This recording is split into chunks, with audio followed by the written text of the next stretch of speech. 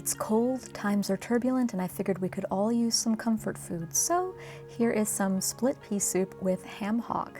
There is a vegetarian version of this recipe in the video description below, so check that out if you're vegetarian. But I have 2 cups of dried split peas right here, to which I'm adding my ham hock. And you can also use chopped up bacon if you don't have ham hock, or just make the vegetarian version of the recipe. And I'm pouring 8 cups of water in with the split peas. And you cook this soup in 2 stages. The first stage is we're softening the ham hock a little bit, turning it into a broth with the water, and we're cooking the peas. So you bring it to a boil, and you want to stir it as you go also during this first hour of cooking and during the second hour of cooking, because the split peas can stick to the bottom of the pot and burn if you don't stir it. So after an hour, the split peas have pretty much completely broken down, and the ham hock is starting to recede from the bone a bit, as you can see, and it has released so much delicious flavor into that water. It's basically created a broth in the pot.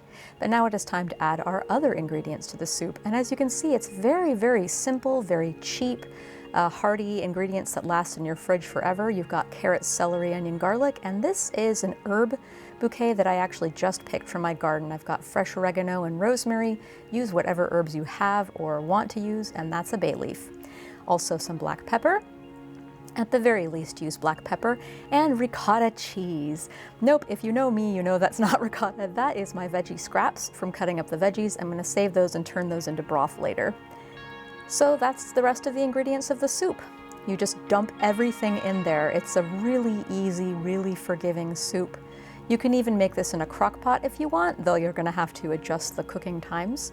And I'm not that crock pot savvy, so I'm not going to include that in the written description below in the recipe. But if you're crock pot savvy, you can totally make this in a crock pot. And again, give it a stir.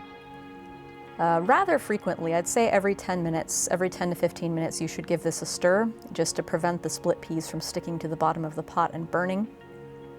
And that's really it. You just put everything in there and cover it and cook it for another hour, barely simmering. You may notice I've not added any salt yet. You want to add the salt at this stage, after the soup has been cooking again for an hour, because the ham hock itself has a lot of salt, so you don't want to add as much salt as you think you want to add. Add it later as you taste it. Anyway, the ham hock should be cooked enough so that the bones just easily slide out like that, and that the meat is spoon tender. That's how you know when it's done.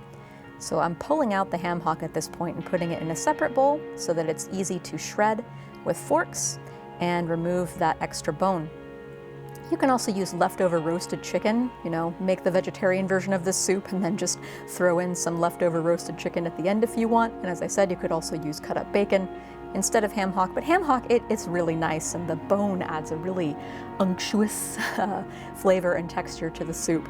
Makes it nice and silky. And just add your meat back in, if you're using meat that is. Stir it in, salt to taste, and there you have it. It's as easy as that.